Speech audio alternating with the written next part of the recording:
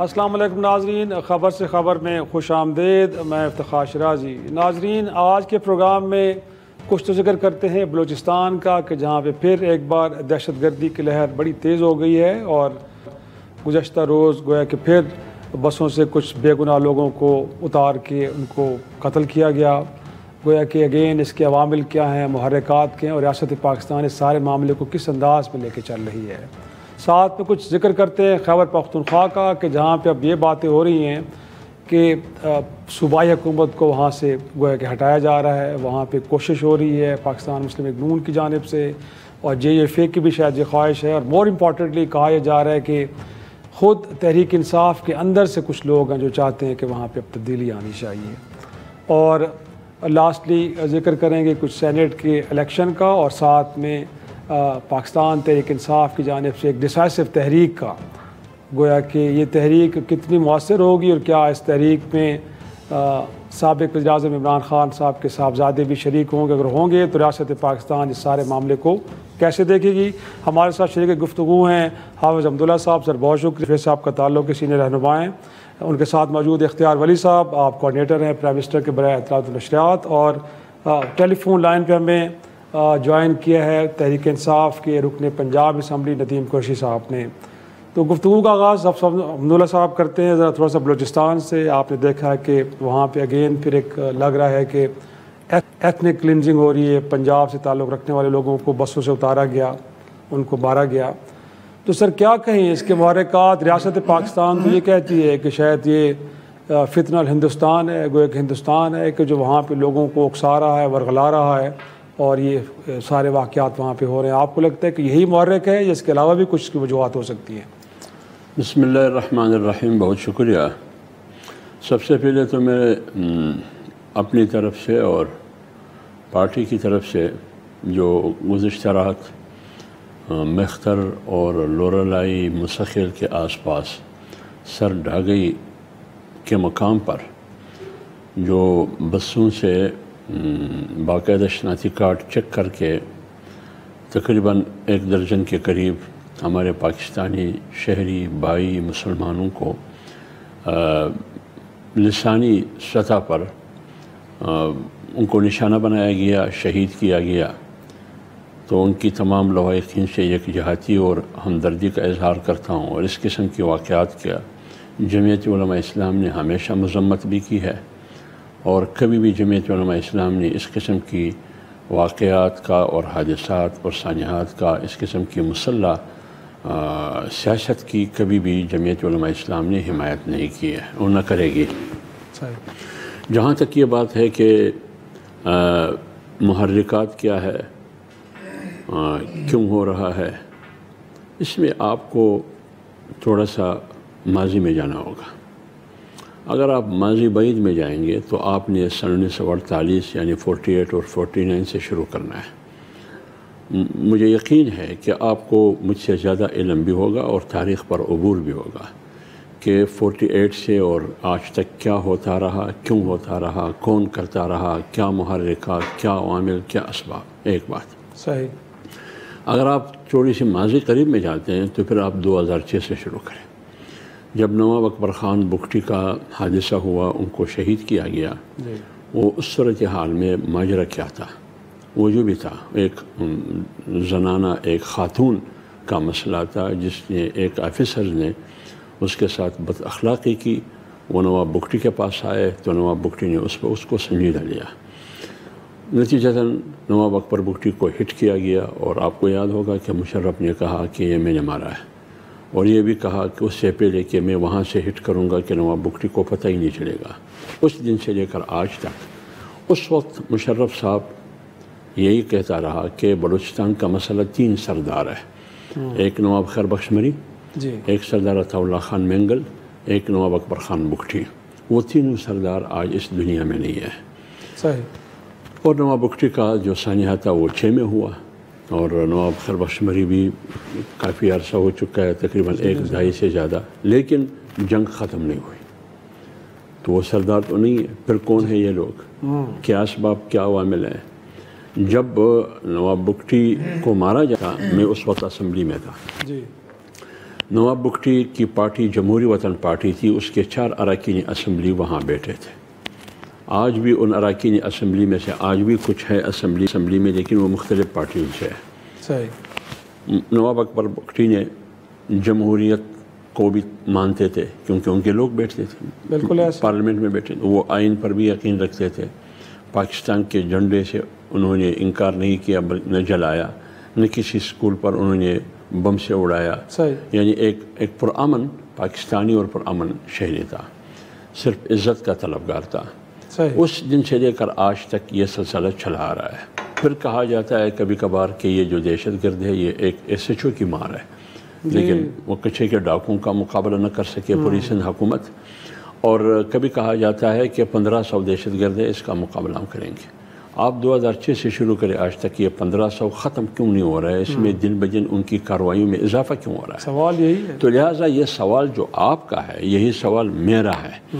آج بلوچستان میں حکومتی رٹ نہیں ہے، حالانکہ بلوچستان میں پیپلز پارٹی کی حکومت ہے. جو وزیر اعلیٰ ہے اس کا ہم احترام کرتے ہیں، ہمارے دوست ہیں، ہمارے بھائی ہیں، لیکن یہ تسلیم کر لے کہ بلوچستان میں حکومتی رٹ نہیں ہے، بلکہ بلوچستان میں حکومت نے خود ایک سرکولر جاری کیا ہے. وہ یہ کہ شام 6 بجے سے صبح 6 بجے کے بعد آپ لوگ سفر نہ کریں. اچھا، لوگ گھروں میں قید رہیں، گھروں کے باہر نہیں نکل سفر نہ کریں. تو اس کا مطلب یہ ہے کہ 24 گھنٹے میں 12 گھنٹے ان کی حکومت نہیں ہے. وہ جو باقی 12 گھنٹے ہیں اس میں بھی اگر یہ کہوں کہ کچھ بھی ہو سکتا ہے بلوچستان کے کسی بھی کونے میں، وہ ممکن ہے، مشکل نہیں ہے. تو یہ صورتحال ہے. اب اس پر سوال کس حکومت سے سوال کرنا ہوتا ہے یا ریاست سے سوال کرنا ہوتا ہے؟ اور آپ کس سے سوال کریں گے؟ اگر میں مارا جاتا ہوں، اگر ایک عام پنجابی کے نام سے پاکستانی شہری تو ہے، مسلمان تو ہے، بے گناہ ہے، مظلوم ہے، صحیح، اس کے بارے میں سوال پوچھا جاتا ہے، تو یہ سوال ہم حکومت سے کریں گے. اور امن و امان بیسک ذمہ داری صوبائی حکومت کی ہے. اور اس دفعہ بجٹ میں تقریباً 99 ارب روپے امن کے لیے، امن و امان کے لیے، سیکورٹی کو مینٹین کرنے کے لیے رکھے گئے ہیں. تو پھر یہ پیسہ کہاں جاتا ہے؟ سوال یہی اختیار ولی صاحب انفیکٹ. اور ابھی تو لگتا ہے کہ شاید حکومت بالکل اس معاملے کو کہیں پس پش ڈال چکی ہے، کیونکہ اس سے پہلے تو میں لگ رہا تھا کہ ہو رہی تھی. مینگل صاحب بھی اسمبلی سے نکل گئے، پھر آپ نے مڑ کے پوچھا نہیں ہے کہ آئیں، آپ کے کیا گلے شکوے ہیں، آپ کو ہم فرنٹ لائن پہ رکھتے ہیں، جا کے معاملات کو حل کریں. تو سر وہ انیشیٹو بڑا مسنگ ہے، کیا وجہ ہے؟ بسم اللہ الرحمن الرحیم. بہت شکریہ افتخار شرائی صاحب. حافظ عبداللہ صاحب نے بڑی تمہید کے ساتھ اور بڑی تاریخی حوالوں کے ساتھ اپنی گفتگو قوم کے سامنے رکھی، بجا فرمایا کہ یہ ٹھیک فرماتے ہیں. لیکن میں آپ کو ایک بات بتاؤں کہ اس وقت بلوچستان میں کھڑا کر کے پنجابی کو مارنے کا مقصد کیا ہے؟ اس سے نفرت. خیبر پختونخوا کے لوگوں کو پنجاب میں کھڑا کر کے مارنے کا مقصد کیا ہے؟ سندھیوں کو بلوچستان میں کھڑا کر کے مارنے کا مقصد کیا ہے؟ کے پی کے لوگوں کو اور پنجاب کے لوگوں کو کچے میں بلا کے مارنے کا مقصد کیا ہے؟ تو تصادم کی فضا پیدا کرنا ہے، کمزور کرنا ہے پاکستان کو، اس میں تو کوئی شک نہیں. ہمیں اس بات کو دیکھنا ہوگا کہ جو جنگ آپ نے الحمدللہ اللہ کے فضل و کرم سے جیتی ہے 2 مہینے پہلے، آپ کو فتح کرنے کے لیے جو لوگ آئے تھے آپ نے ان کو فتح کر لیا. وہ انڈیا جو ہمیں فتح کرنے آیا تھا، ہمیں ملیا میٹ کرنے آیا تھا، وہ خود دنیا میں رسوا اور ذلیل ہو کے رہ گیا. اس میں کوئی شک نہیں، لیکن ان کے کارندوں کو بھی تو کرنا سر، اگر آپ سمجھتے ہیں. میں اسی پہ آ رہا ہوں. اب اس کے ریپرکشنز بھی ہیں، اس کے آفٹر شاکس بھی ہیں. اس جنگ کے بعد یہ بات بھی کھل گئی ہے کہ پراکسیز آر جسٹ پراکسیز.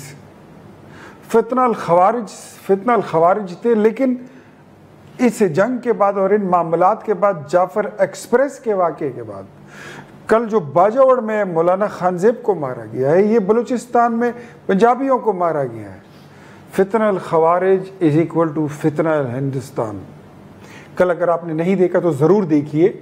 ایک ایکس جنرل ہیں افغانستان کے، ان کا نام مجھے بھول رہا ہے، انہوں نے اسٹیٹمنٹ دی ہے کہ انڈیا سے پیسے آتے ہیں، وہ اسپانسر کرتے ہیں، افغانستان میں ان کا پلان بنتا ہے، پاکستان میں جا کے اس کو ایگزیکیوٹ کیا جاتا ہے. سر ہمارا تو سوال یہ کہ ایگزیکیوشن کیوں ہو جاتے جب آپ کو سارا ٹریل پتہ ہے کہ کہاں سے لوگ آ رہے ہیں, کس کی مدد سے آ رہے ہیں. میں اسی پہ آ رہا ہوں.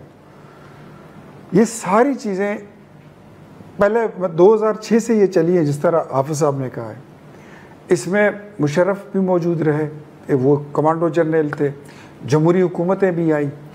پروکسی وار کا پتہ نہیں چلتا کہ کون دہشت گرد کب ایک بندہ گھر سے نکل کے جیکٹ پہن کے حملہ کر دیتا ہے. حافظ صاحب سے بھی ان پہ بھی حملہ ہوا ہے.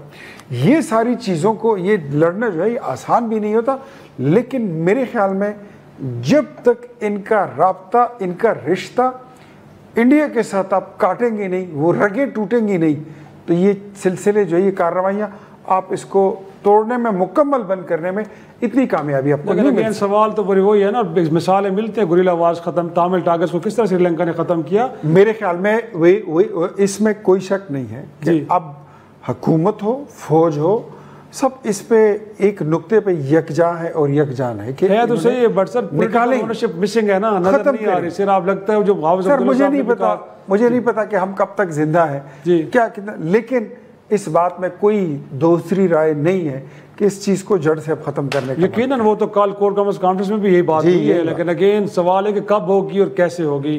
ندیم قریشی صاحب, آپ طرف گفتگو کو لے کے آتا ہوں.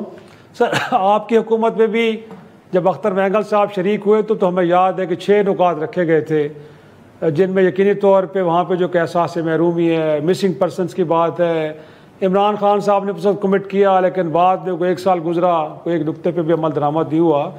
تو سر جو بنیادی معاملہ ہے جس کی طرف حافظ صاحب نے بھی ذکر کیا ہے کہ پولیٹیکل اونرشپ نظر نہیں آتی, سرکار کہیں نظر نہیں آتی. جب آپ لوگوں سے کہیں گے جی آپ صرف 12 گھنٹے باہر رہ سکتے ہیں یا باقی آپ گھروں میں قید ہو کے رہیں, یہ نوٹیفیکیشن جاری کریں گے, تو لوگ اس کو کیسے لیں گے. اور اگین پرابلم کیا ہے, سیاستدان ذرا کھل کے نہ تو بات کرتے ہیں, نہ اس طرح کے معاملات کی اونرشپ لیتے ہیں.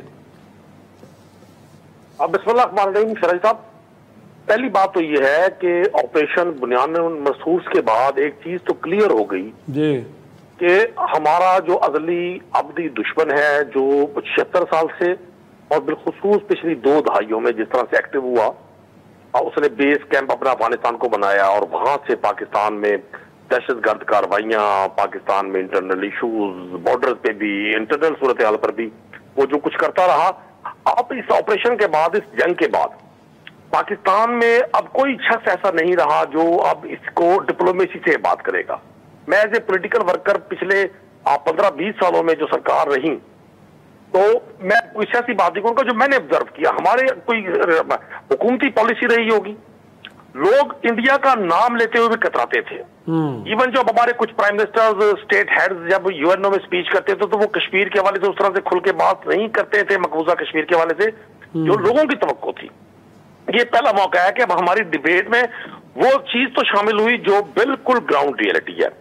جہاں تک پولیٹیکل اونرشپ کی بات ہے, یقیناً پولیٹیکل جو لوگ ہوتے ہیں وہ ظاہر عوام کے ہی لوگ ہوتے ہیں. حقیقی معنوں میں جتنی گراؤنڈ پر حالات سے آشنائی اور حالات کوئی لفظ کو سمجھنا ایک پولیٹیکل شخص کے لیے آسان ہے, کسی اور کے لیے اتنا آسان نہیں ہے. چونکہ اب تو یہاں منسٹرز بھی ہمارے کہہ رہے ہیں کہ یہاں ہائیبریڈ نظام ہے.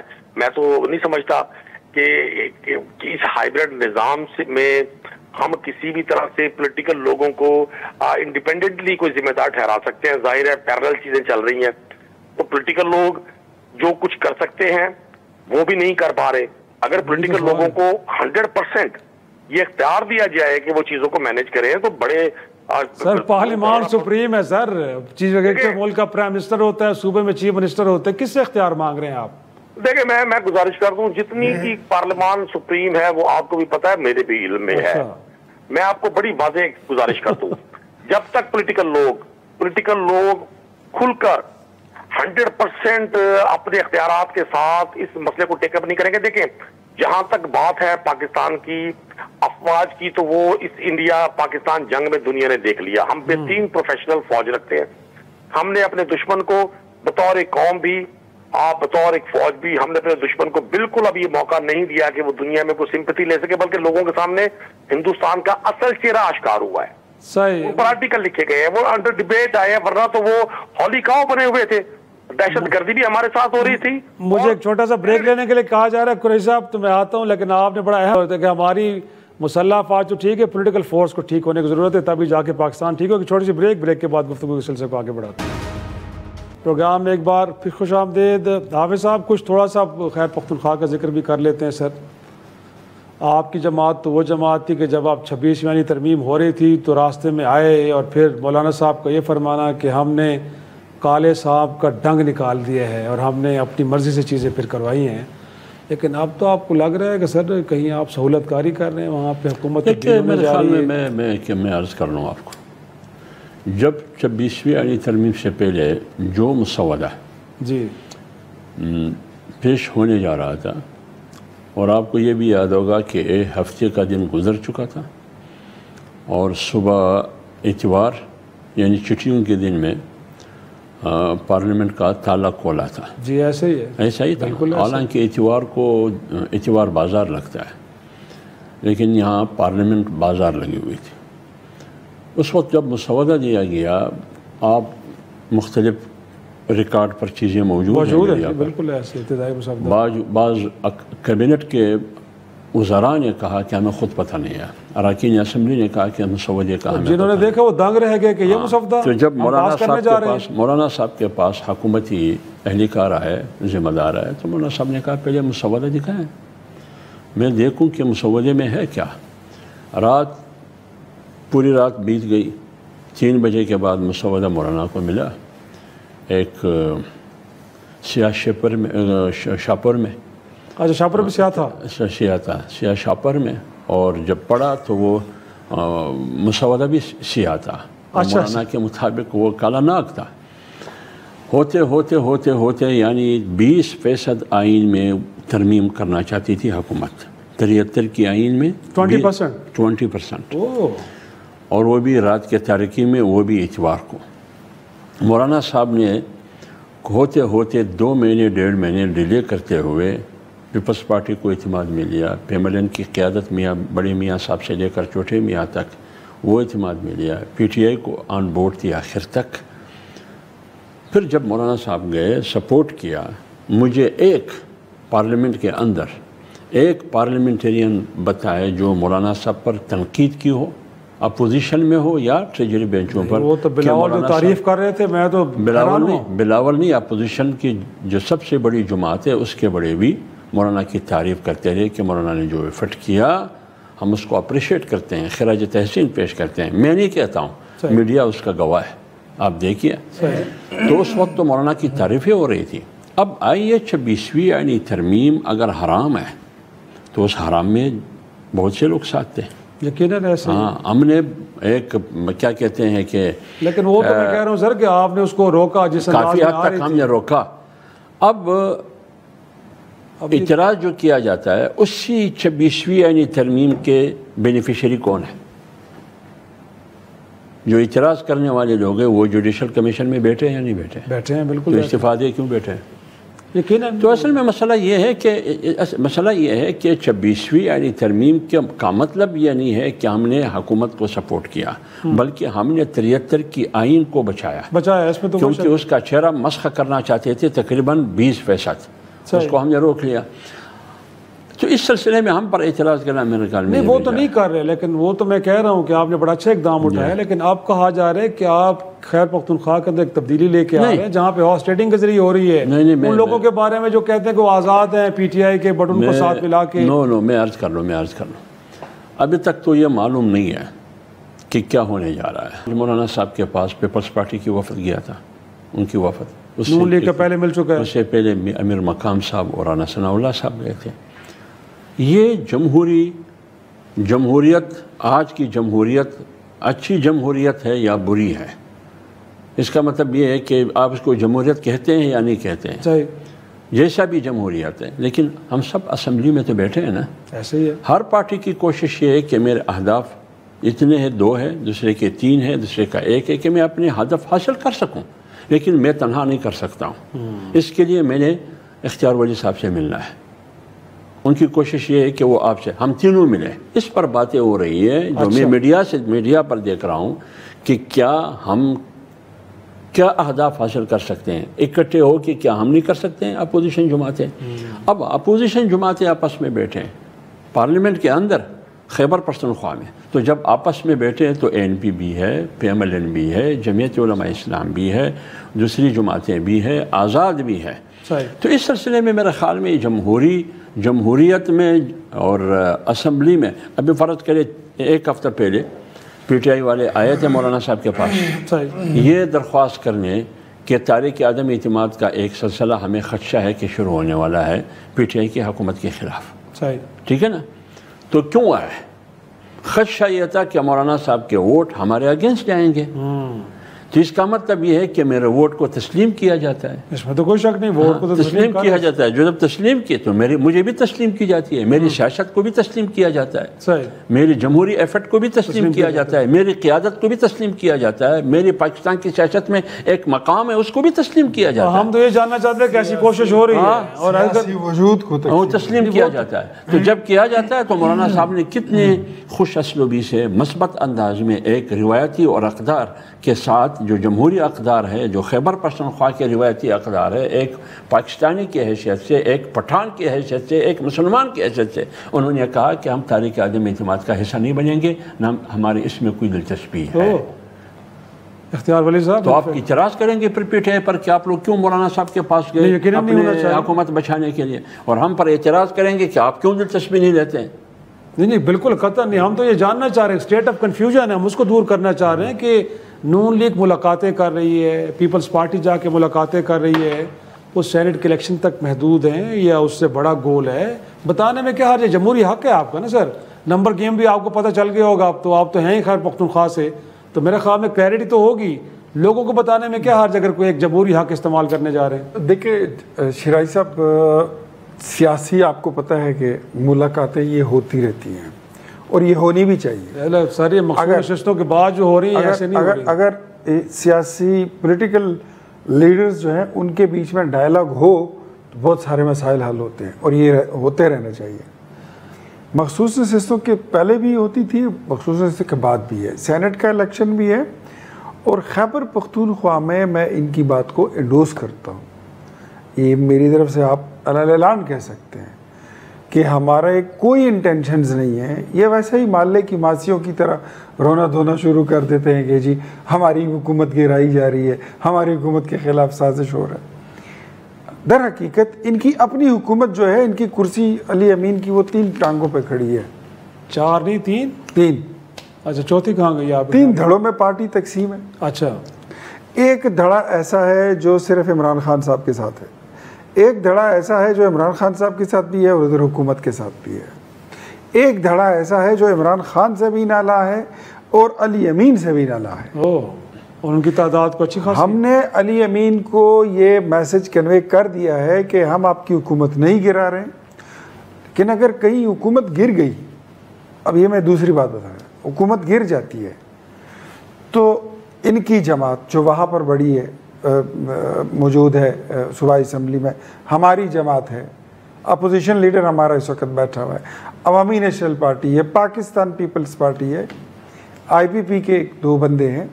تو کیا خیال ہے ہم ادھر ایسے ہی بیٹھے ہیں؟ پھر ایسے نہیں بیٹھے رہے. کیوں نہیں چھوڑا جائے گا؟ نہیں، وہ تو کبھی بھی نہیں چھوڑا جا سکتا. جو ہمارا پھر آئینی، جمہوری، دستوری اور پارلیمانی کردار ہوگا وہ پھر ہم مل کے طے کریں گے، اور پھر ہم بیٹھیں گے، پھر جو راستہ ہوگا. ایسے تو نہیں ہو سکتا نا. اگر میں نے تو اتنا تک کہہ دیا کہ اگر اس بات پہ بھی قائل نہیں ہوتے ہیں کہ حکومت لینی ہے، چلانی ہے، تو شاید ایک دن کے لیے لے کے اسمبلی توڑ کے وہاں پہ الیکشن کرا دیا جائے. آپشنز بہت سارے، اینی تھنگ کین ہیپن. لیکن میں پھر کہتا ہوں کہ we don't have any plan کہ ہم علی امین کی یا PTI کی گورنمنٹ KP میں اس کو ٹاپل کریں، اس کو گھرائیں، اس کے خلاف کوئی سازش کریں. لیکن اگر ان سے نہیں سنبھالی گئی، ان کی پارٹی وہاں پر بری طرح تقسیم ہو چکی ہے، تو پھر ہمارا سیاسی، جمہوری اور پارلیمانی جو کردار ہے وہ ہم بھرپور طریقے سے ادا کریں گے. پروگرام میں ناظرین ایک چھوٹا سا بریک سے واپس آئیں گے، گفتگو کے سلسلے کو آگے بڑھائیں گے. پروگرام میں ایک بار پھر خوش آمدید. قریشی صاحب انفیکٹ وہ کہہ رہے ہیں کہ جی ہم سے کیا خطرہ ہے آپ کو؟ آپ کے اپنے لوگ نالاں ہیں، گویا کہ آپ کے بانی سے بھی، علی امین سے بھی، تو گلا باقی جماعتوں کا کر رہے ہیں. ویکوم تو نہیں چھوڑا جا سکتا نا سر. اگر لوگ آئیں گے جیسے کہا جا رہا ہے، کوئی 35 MPs ہیں جو مولانا صاحب کے پاس ہیں کہ تبدیلی لے کے آئیں، جان چھڑوائیں ہماری علی امین سے. دیکھیں صاحب، میں گزارش کروں، جو موجودہ حکمران ہیں وہ ان سے سب سے زیادہ خطرہ پاکستان کی عوام کو ہے. ہمیں ان سے کیا خطرہ ہونا تھا اور ہم سے ان کو کیا خطرہ ہونا تھا. آج اگر پاکستان کا عام شخص اپنے بچوں کو رزق کھلانے کے لیے اور گھر کی یوٹیلیٹی کی چیزیں پوری کرنے کے لیے اپنی جان دے رہا ہے اور ہزاروں کی تعداد میں نوجوان یہ ملک چھوڑ رہے ہیں، اب یہ کچھ آلموسٹ 4.25 سال سے زیادہ حکمران ہیں. جتنا ٹینیور پاکستان تحریک انصاف کو ملا تھا اس سے چند ماہ ان کے زیادہ ہو گئے ہیں. پی ڈی ایم کی سرکار کو ملا کی، صحیح کہہ رہے ہیں، پھر ان کی بی ٹیم جو آئی کہ کیئر ٹیکر گورنمنٹ کی صورت میں، اور اب یہ لوگ بیٹھے ہوئے ہیں. یہ چونکہ اختیار ولی خان صاحب کا اختیار ہے، گفتگو پر اچھی گفتگو کرتے ہیں، اچھا بولتے ہیں، لیکن کاش ان کے یہ لفظ پارلیمان کے لیے، عوام کے لیے، دستور کے لیے، آئین کے لیے استعمال ہو. لیکن ان کی مجبوری ہے، شریف آدمی ہے، ظاہر ہے انہوں نے بھی وہاں اپنے لیے سر چھپانے کی جگہ رکھنی ہے اپنی پارٹی میں. جو انہوں نے فرمایا کہ جن کی پارٹی میں تو بڑی ضبط ہے. مطلب یہ آپ سر چھپانے کے لیے آئے ہوئے ہیں ٹی وی پر؟ دیکھیں میں گزارش کر دوں آپ سے، میں کھل کے باتیں اب نہیں کر رہے ورنہ آپ کے خیالات ان سے ملتے جلتے ہیں. میں کہا آپ ٹی وی پہ سر چھپانے کے لیے آئے ہیں.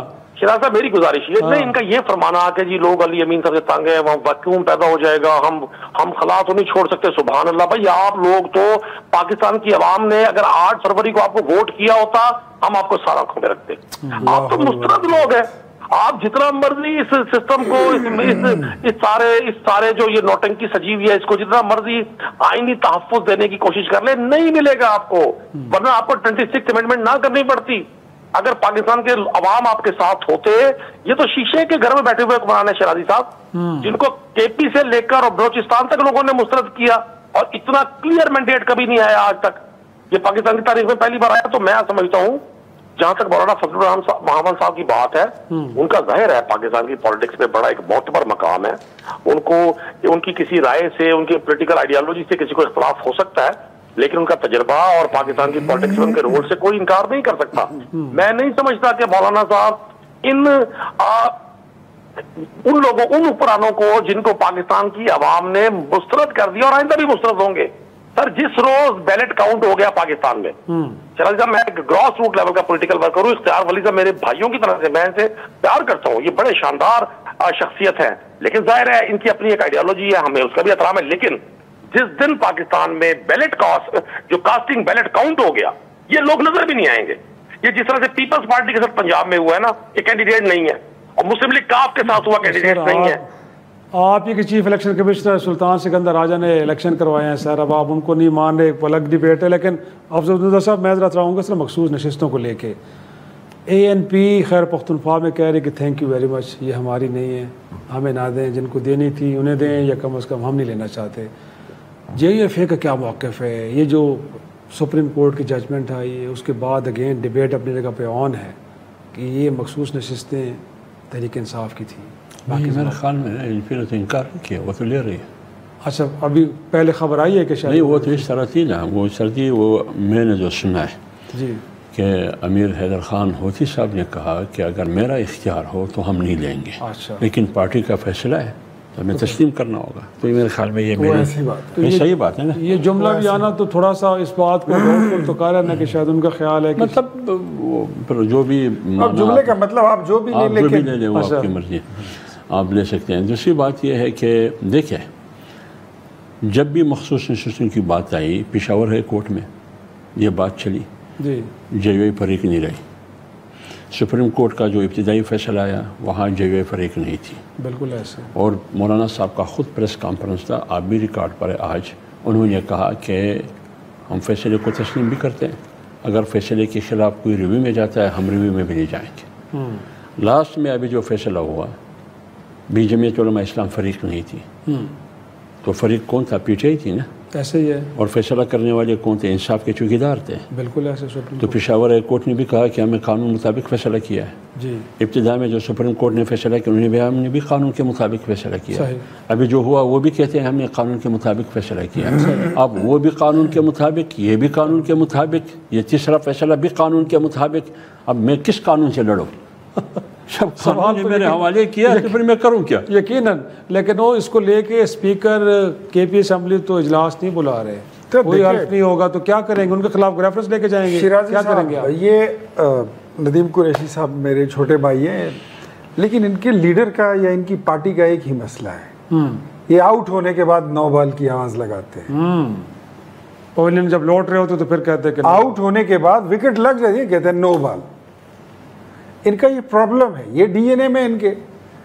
یہ جس الیکشن میں پوری آب و تاب کے ساتھ کامیاب نہ ہو جائے، جنرل باجوہ، فیض، جنرل ظہیر، پاشا، ثاقب نثار، یہ ساری سپورٹیں ملا کے یہ ساری لائف لائن ان کے ساتھ مل جائے نا، پھر ٹھیک ہے. صحیح. پھر ٹھیک ہے.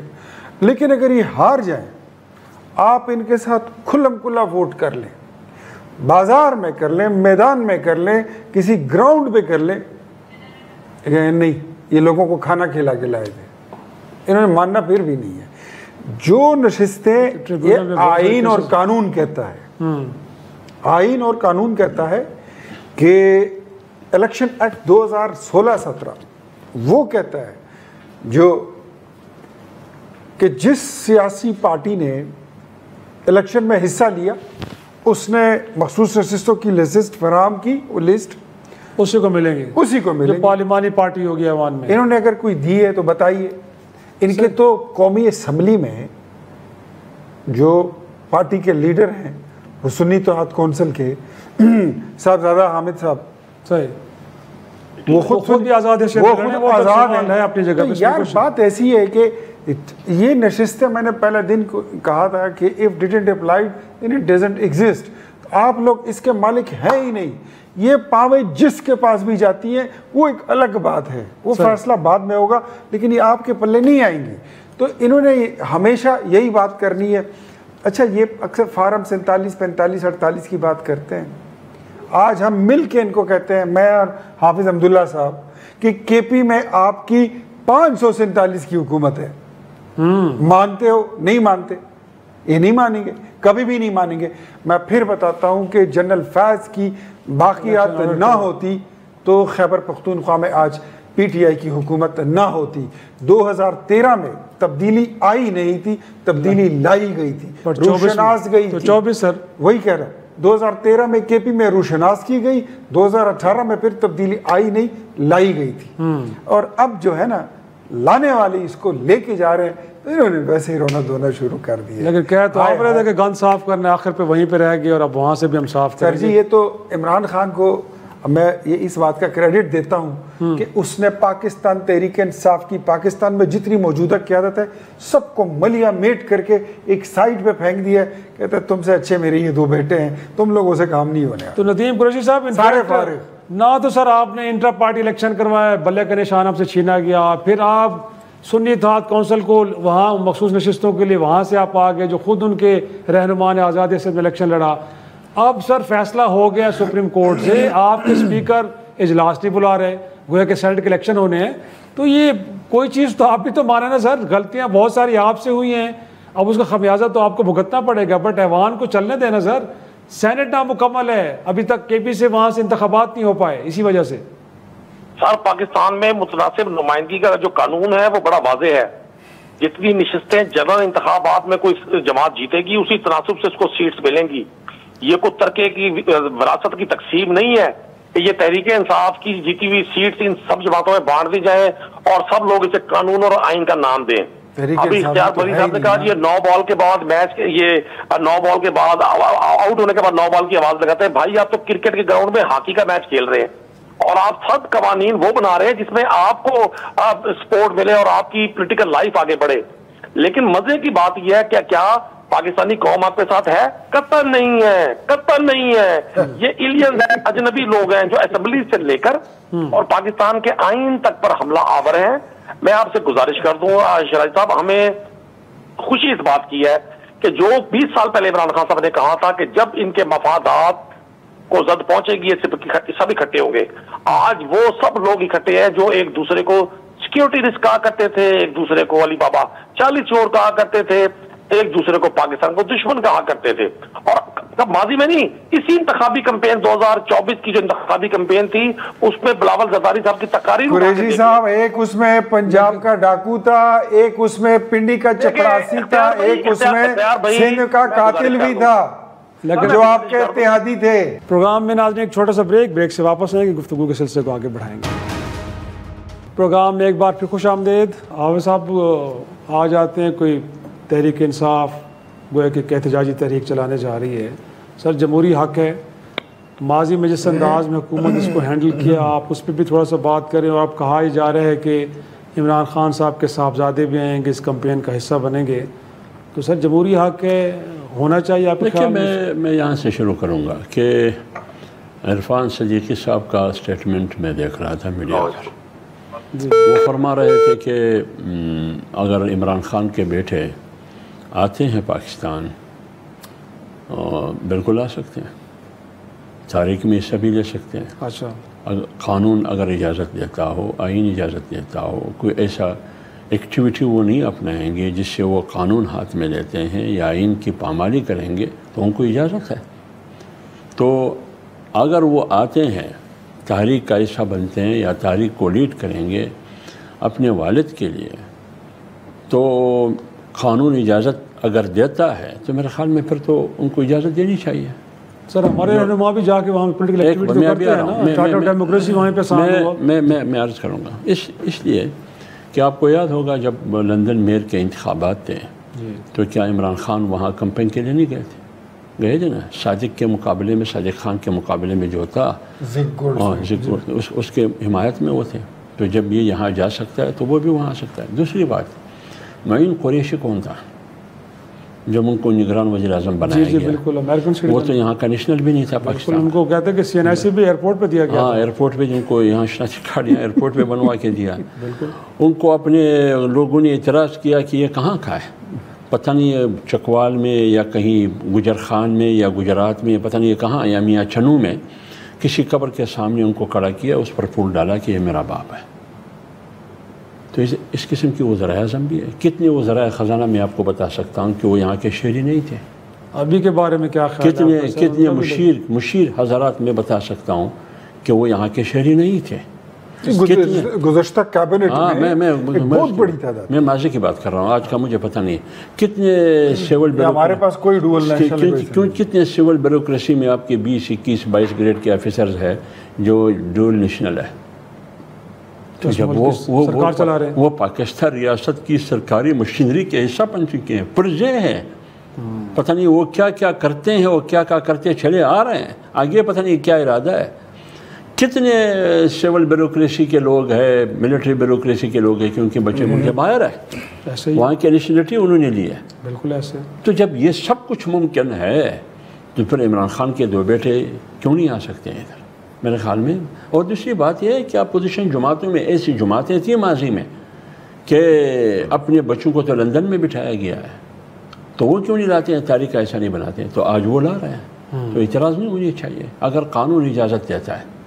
جیسے جو حوالے دیے تو پھر تو قانون اجازت دیتا ہے. تو سر کیوں اتنے آپ کو خوفزدہ ہیں؟ کیونکہ کہا یہ جا رہا ہے کہ وہ نہیں آ سکتے، شاید ویزوں کا اجرا نہ ہو، پولیٹیکل ایکٹیویٹی نہیں کر سکتے. ہمارے سیاستدان تو پتہ نہیں جا کے، جس طرح حافظ صاحب نے ذکر کیا ہے عمران خان صاحب کا کہ وہاں جا کے پولیٹیکل کمپین چلائی ہے، تو کیوں سر خوف ہے کہ لوگ باہر آئیں گے، حکومت چلی جائے گی؟ سر میں آپ کو یا قانون کی عملداری آپ کے سامنے؟ یہ ویسے پورے اس معاملے میں رانا ثناء اللہ صاحب کے ایک بیان کو غلط کوٹ کر کے یہ بات پھیلا دی گئی. حالانکہ گورنمنٹ کا موقف کیا ہے میں آپ کو سلیس اردو میں اور کم الفاظ میں بتا دیتا ہوں، واضح الفاظ میں. عمران خان کے بیٹے آئیں گے نا، میں ذاتی طور میں ان کو پیزا بھی بھیج دوں گا. اچھا، میں ان کو ویلکم بھی کروں گا، کوئی اعتراض نہیں ہے. لا آف دا لینڈ اس کو وائلیٹ نہیں کرنا ہوگا. تحریک انصاف اگر ان کو بچوں کو لانا چاہتی ہے، نتھیا گلی جائیں، مری جائیں، لاہور جائیں، کراچی جائیں، بنی گالہ جائیں، کے پی جائیں، ان کی حکومت پھرنے کے لیے تو نہیں آ رہے لیکن ڈوئل نیشنل اگر آئے گا اور وہ اس انتشاری سیاست میں وہ حصہ لے گا کہ جو آتے ساتھ ادھر 26 نومبر کو 5-6 رینجرز کو ناشتے میں کھا جاتے ہیں, 2-4 پولیس والوں کو دوپہر کے کھانے میں کھا جاتے ہیں اور وہ اینڈ اپ ہوتے ہیں گولیوں میں, تھرتٹ میں, خون آلود شام ہوتی ہے. تو ایسے حالات اور ریڈ زون کو کراس کریں گے, ملکی قوانین کی خلاف ورزی کریں گے. میں پھر کہتا ہوں بچے سب کے سانجے ہوتے ہیں, ہمارا کسی ہم خود اولاد والے ہیں, صاحب اولاد ہیں, نہیں چاہتے کہ قاسم اور سلیمان کے ساتھ کوئی برا ہو, لیکن اگر ان کو استعمال کرنے کے لیے پاکستان لائیں گے اور اپنی گندی سیاست کی بندوق کا بیرل ان کے کاندھے پر رکھ کر حکومت پر فائر کرنا چاہیں گے تو پھر گولی کا جواب پھر کیا ہوتا ہے آپ کو پتہ ہے. لیکن قانون کو اگر آپ وائلیٹ ہوں گے اور صرف پروٹیسٹ کریں گے تو سر اس میں تو کیا پرابلم ہے؟ سر بالکل شیرائی صاحب آپ کے شو میں کہتا ہوں, موٹر وے چوک میں کرتے ہیں, فنجانی میں کرتے ہیں, کسی گراؤنڈ میں کرتے ہیں, بالکل کریں, جلسہ کریں, ریلی کریں, پورا ملک ہے حاضر ہے, سٹیج لگائیں, سپیکر لگائیں, تقریریں کریں, کوئی نہیں. بٹ اگر علی امین صاحب خیبر پختونخوا کے وزیر اعلیٰ ہیں اور وہاں پر پاکستان پیپلز پارٹی جاتی ہے اور ان کے گھر کے سامنے احتجاج کرتی ہے تو کہتے ہیں یہ ریڈ زون ہے, ان کے سر توڑ کے باہر پھینک دیا جاتا ہے. اگر صوبے کے منتخب ناظمین, تحصیل ناظمین وہاں پر جاتے ہیں اور احتجاج کرتے ہیں تو ان کے سر پھوڑ کر ان کو جیلوں میں ڈال دیا جاتا ہے کہ they are just trying and trespassing the red zone. تو اگر خیبر پختونخوا میں ریڈ زون ہے تو دیر از اے ریڈ زون ان اسلام آباد. رولز کو, لا کو وائلیٹ نہ کریں تو میں ہمارے لیے بچے سب کے سانجے ہیں. اگر کریں گے تو پھر اگر بی بی کلثوم کے ساتھ جو ہوا مرحومہ کے ساتھ, پھر اگر مریم جو کبھی آفس بیئرر نہیں رہی, نہ حکومتی عہدہ کبھی ان کے پاس رہا, ہماری وہ شہزادی بہن ہے, اگر پھر ہماری شہزادیوں کو جس طرح ڈیل کیا گیا تو پھر قاسم اور سلیمان بھی شہزادے نہیں ہیں. اچھا, تھوڑا سا پروگرام کے آخر سے میں ذکر کرتے ہیں, کچھ بعض گشت ہو رہی ہے 27ویں ترمیم کی, تو حافظ صاحب کو آپ کی جماعت کے ساتھ اس حوالے سے بھی کچھ انگیجمنٹ ہوئی ہے کہ حکومت وقت جو بڑی ڈیسپریٹ تھی اس وقت کہ ایک تو اس ملک کے اندر کانسٹیٹیوشنل کورٹس بننی چاہیے, ساتھ میں ججز کی جو عمر ہے ریٹائرمنٹ کی اس کو بھی 68 پہ لے جایا جائے, اس وقت تو بڑی خواہش تھی, رات کو جا کے 26ویں ترمیم کی گئی. وہ خواہش شاید اب بھی موجود ہو کہ ہم حکومت سے پوچھتے ہیں, بٹ آپ سے کوئی رابطہ ہوا ہے, کوئی آپ کو کوئی اس طرح کی وسپرنگ ہوئی ہے کہ کچھ ہونے جا رہا ہے؟ دیکھیے ہمیں پتہ نہیں ہے, 27ویں ترمیم کا ہم سن رہے ہیں, فضا میں ہم سن رہے ہیں, خلا میں بھی سن رہے ہیں کہ 27ویں ترمیم کس مقصد کے لیے لایا جا رہا ہے. اچھا, یہ خلا والی تو مقصد بتایا نا حافظ صاحب, آپ کے پاس ایک خبر ہے, یہ خلا والی اور مریخ والی بات. حافظ صاحب سر کچھ فرمائے نا. ارشاد جی. یہ ہم سن رہے ہیں, تو اب 27ویں ترمیم سے کیا حاصل کرنا چاہتے ہیں, جو بھی لانا چاہتے ہیں, تو کچھ چیزیں تو ہم سن رہے ہیں, وہ یہ کہ شاید ایک تو آئینی عدالت کی باتیں ہو رہی ہیں, جو 26ویں آئینی ترمیم میں وہ لانا چاہتے تھے وہ نہ ہو سکا. اور دوسری بات آپ نے اشارہ کیا, ابھی کیا اشارہ کیا آپ نے؟ انفیکٹ وہ کوئی کسی عمر کے بارے میں, عمر کے بارے میں یہ چیز ہے. تیسری بات میں جو سن رہا ہوں, فاٹا کو ریورس کرنا ہے. اچھا, یہ باتیں بھی ہو رہی ہے کہ مرجر کے وقت تو پاٹا کا انضمام جو بھی حمایت کرتا وہ محب وطن تھا, جو مخالفت کرتے وہ وطن دشمن تھے. اب وہ جو محب وطن ہے وہ پاٹا کی مرجر اور انضمام کو ختم کرنا چاہتے ہیں. اب کون سا فتویٰ لگے گا ادھر؟ اب اس وقت ملک کے فائدے میں وہ تھا, قوم کے فائدے میں. ابھی پاٹا کو اگر ریورس کیا جا رہا ہے, اس کی انضمام کو ختم کیا جا رہا ہے, کیوں ختم کیا جا رہا ہے, اہداف کیا ہے اس کی. اور ابراہیم ایکارڈ یعنی ابراہیم معاہدے کی بھی باتیں ہو رہی ہے. اسی طرح جو ریٹائرمنٹ کے بعد ملازم کے لیے 2 سال میں سیاست حصہ لینے پر پابندی ہے, اس پابندی کو ختم کرنا چاہتے ہیں. تو یہ چیزیں میں سن رہا ہوں, لیکن پتہ نہیں ہے یہ ہے یا نہیں ہے. البتہ جمعیت علماء اسلام کے سامنے ابھی تک 27ویں ترمیم کا کوئی خاکہ نہیں ہے. مولانا صاحب کا ایک بات میں نے سنا ہے, انہوں نے کہا کہ اگر 27ویں ترمیم آتی ہے ان چیزوں پر مشتمل ہوگا جو 26ویں ترمیم میں وہ لانا چاہتے تھے وہ نہ ہو سکے تو ہم اس کی مزاحمت کریں گے. لیکن پہلے یہ دیکھتے ہیں کہ 27ویں ترمیم آئے گی یا نہیں آئے گی. 27ویں ترمیم کے ذریعے یہ بھی میں سن رہا ہوں کہ 18ویں ترمیم پر کٹ لگے گی. ہاں, اس کو بھی میرے خیال میں کچھ نہ کچھ اس کے ساتھ کھلواڑ ہو جائے گا. ایوارڈ کے معاملے سے, ایوارڈ کے معاملے میں, سیکورٹی کے معاملے میں, اور بہت سی چیزیں جو صوبوں کو دیے گئے اختیارات ان کے مطابق واپس لیے جا رہے ہیں, یہ باتیں بھی ہو رہی ہیں. تو سر ابراہیم اکارڈ کے بارے میں بتائیں, کیا اسرائیل کو تسلیم کرنے جا رہے ہیں؟ کوئی ایسی سوچ ڈیبیٹ ہوئی ہے؟ کیونکہ اس حوالے سے بڑی باتیں ہو رہی ہیں. نہیں جی نہیں, یہ میں آپ کو بتاؤں, حافظ صاحب میرے بڑے بھائی ہیں, محترم ہیں میرے لیے, لیکن جو یہ باتیں بتا رہے ہیں, یہ جب 26ویں آئینی ترمیم آ رہی تھی نا, اس وقت بھی یہ باتیں تھیں کہ 50%, more than 50% of the constitution of Pakistan is going to be amended. But it was never like that. خدشات, تحفظات, contentions, تخیلات, تصورات, اس کے وہ تو لامحدود ہوتے ہیں نا, اس کے کوئی سرحد نہیں ہوتی. وہ تو آپ جیسے سوچیں بس ٹھیک ہے. لیکن ابھی تک اس طرح کی کسی بھی موضوع پر جو میرے بھائی نے بات کی, کبھی بھی کوئی گفتگو, ایون گفتگو تک نہیں ہوئی. ہاں ایک بات میں بتاؤں, میں جنرل پرسیپشن میں آپ کو بات بتاتا ہوں کہ پارلیمنٹ کا کام ہے قانون بنانا, قانون میں ترمیم لانا. پارلیمنٹ کا کام ہے ایسے قوانین بنانا جس سے ملک کو اور ملک کے عوام کو فائدہ پہنچے. اس کا حق جو ہے یہ کوئی چھین نہیں سکتا. اگر یہاں پر قانون سازی نہیں ہوگی تو پھر یہاں پہ کس لیے اکٹھا ہوتے ہیں؟ تو قانون سازی ہوگی, ضرور ہوگی, وہی ہوگی جو ملکی مفاد میں ہوگی, جو پاکستانی قوم کو فائدہ دے سکے گی. And we are keen and very much focused on it. باقی ریسٹ ایشور, اسرائیل کے بارے میں, ابراہیم اکارڈ کے بارے میں حکومت جو ہے وہ کلیئر ہے کہ اس نے کس طرف جانا ہے, کیا کرنا ہے, فرم سٹینڈ ہے. اور دوسرا جو انہوں نے خدشات ظاہر کیے نا کہ فلاں یا 18ویں آئینی ترمیم پہ کٹ لگے گا, صوبوں کے اختیارات, NFC ایوارڈ, اس طرح کی ابھی تک کوئی گفتگو کسی لیول پر نہیں ہوئی. جی ناظرین, آپ نے ہمارے مہمانوں کی آراء سنی اور انہوں نے بڑی وضاحت سے تمام ایشوز کے اوپر اپنی رائے کا اظہار کیا ہے. اسی کے ساتھ آج کے پروگرام کا اختتام کرتے ہیں. اجازت دیجیے, خدا حافظ.